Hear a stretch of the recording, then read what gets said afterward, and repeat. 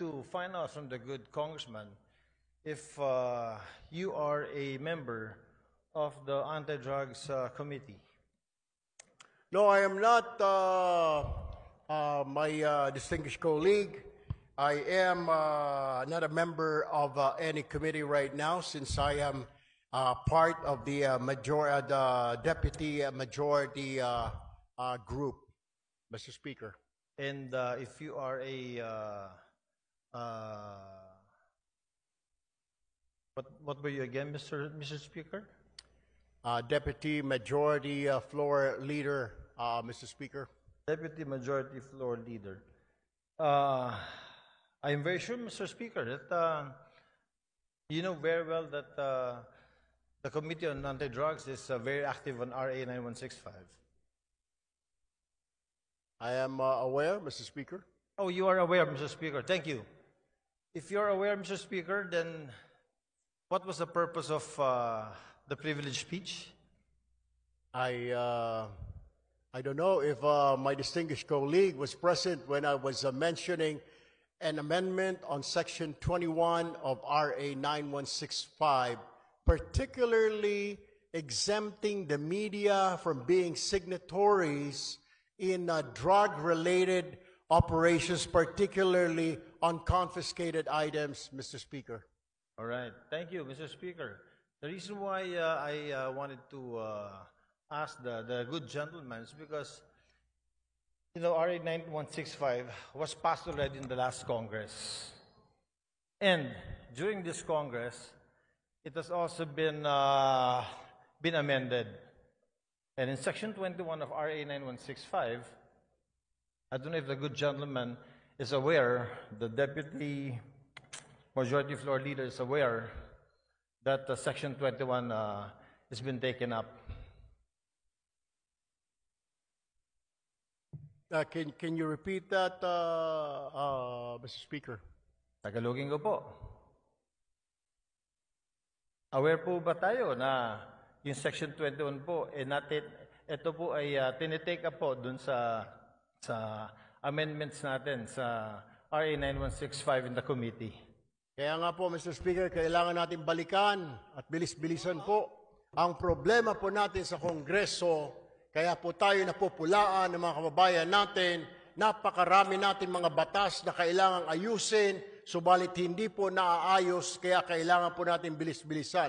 Kung ito po ay na-take up, sana po ay mabilisan pa para kaagad po ito ay ma-review at magawan po natin ang paraan dahil ito po ay kahilingan ng mga kasamahan po ng ating Fourth Estate, Mr. Speaker. Tama po. Napakaganda pong suggestion po niyan. Since kayo po ay malakas po sa Senado, baka pwede pong sila pong sabihan ninyo dahil wala po tayong counterpart sa Senado. Tapos na po tayo sa amendments natin.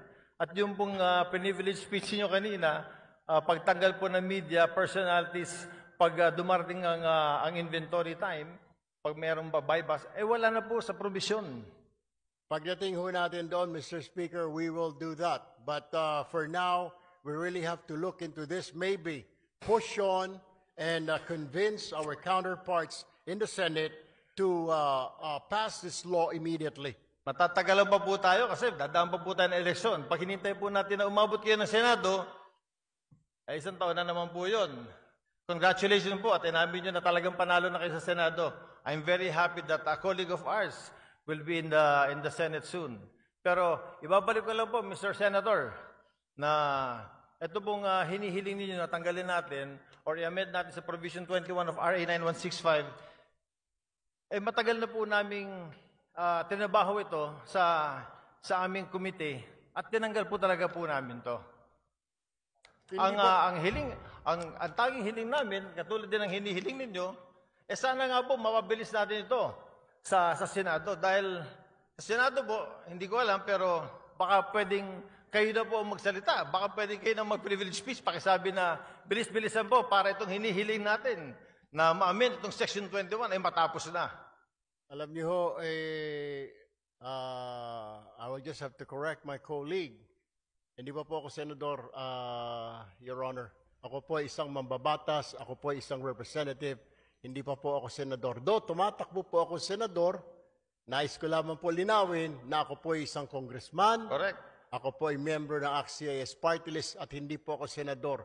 Baka ang inyo po ibig sabihin, yung aking po nakatatandang kahuya po, siya po yung senador. Pangalawa, kaya ako nga po pinapabilis-bilisan para marinig po tayo sa Senado. Nabilis-bilisan po nila dahil ito po ay hindi pa naman batas. Habang ito hindi pa po batas, ala hong saysay ang pagre-review, wala hong saysay ang pagtanggal ho natin ng section na yan, section 21, kung hindi pa naman po ito batas. What I am trying to point out, Mr. Speaker, I guess we have to do something about it. And para marinig ko, kaya ho tayo nagka-privilege speech para marinig po tayo sa Senado. Now, we are waiting for the decision, Mr. Speaker. If I can only do a privilege speech in the Senate, then I will do so. Unfortunately, I'm still here, a member of 19th Congress, Mr. Speaker. Salamat. Salamat, Mr. Congressman. Sinabi ko lang po yung sinabi niyo na gagawin niya pagdating niyo po sa Senate, inulit ko lang. But Mr. Congressman, we do something about it. We have done something about it. In the committee level, ito pong Section 21 na hinihiling ninyo ay wala na po.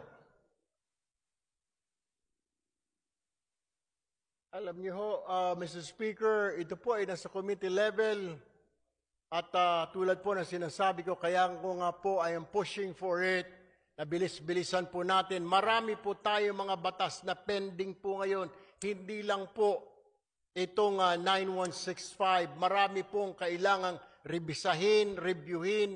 Ang kailangan lang po natin ay bilisan po dahil ang taong bayan ay nag-aantay po at hindi po tayong ika nga ay pwedeng manahimik o kaya mag-relax dahil po nakatingin po sa atin ang ating mga kababayan at gusto po nila na bilisan ang pagpasa, pag-review, whatever, ang ng mga batas po natin, Mr. Speaker. Therefore, Mr. Speaker, I think the correct manifestation should be, since the requested section is to be amended, and it has been replaced already, Mr. Speaker, is that the correct manifestation should be, we request that the Senate should fast-track this House version of RA 9165. That, I think, is the correct manifestation, Mr. Chair. I will take that, Mr. Speaker, but what I am saying is that the reason why I stood up today to remind not only our members here, but also our counterpart in the Senate, because I am sure they're also reviewing what we're doing here and watching us, to fast-track. Kung meron man, kung nandyan na po sa kanilang mga kamay, na bilisan, because we cannot dictate them. We can only suggest, Mr. Speaker. We can only tell them and inform the public that we already did this. Tama po ang ating kasamahan na sinasabi niya pong ni-review na po yan, inalis na po yan, para malaman po ng taong bayan na wala na po yan, wala na sa kamay natin, yan po ay nasa kamay na ng Senado para bilis-bilisan po nila. And that is the purpose of my privileged speech this afternoon, Mr. Speaker, my dear colleague, sir. Thank you, Mr. Speaker. Oh, I thought amending Section 21 was the main thrust of the privilege speech. I didn't know it was to fast track the House version of 9165. But nevertheless, Mr. Chair, yun na rin po ang hinihiling natin.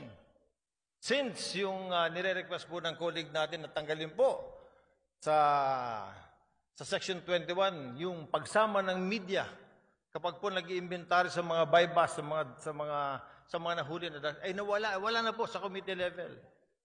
Wala na po, pumasa na po sa atin. Sana po, another privilege speech from our good colleague will tell the Senate, bilis-bilisan nyo naman, kasi binilisan na po namin. I wish I can, we will do that, Mr. Speaker, para makarating po itong ating mensahe sa kanila. Hindi naman natin pwede sila pong utusan, Mr. Speaker, kundi tayo lamang po ay pwede nating sabihin na nag-aantay po tayo kung naipasa na po natin dito sa Kongreso, then ang problema po ay nandoon. I guess we'll have to do or I have to make another privileged speech, Mr. Speaker. We shall await the next privileged speech. Thank you, Mr. Speaker. Thank you, Mr. Congressman. Maraming salamat po. Magandang hapon. Thank you very much. Majority Leader. Mr. Speaker, I move that we refer the speech of the Honorable Erwin Tulfo together with its interpellation to the Committee on Rules for its appropriate action. Is there any objection? The chair hears none. The privileged speech together with the interpellation of Honorable Gomez is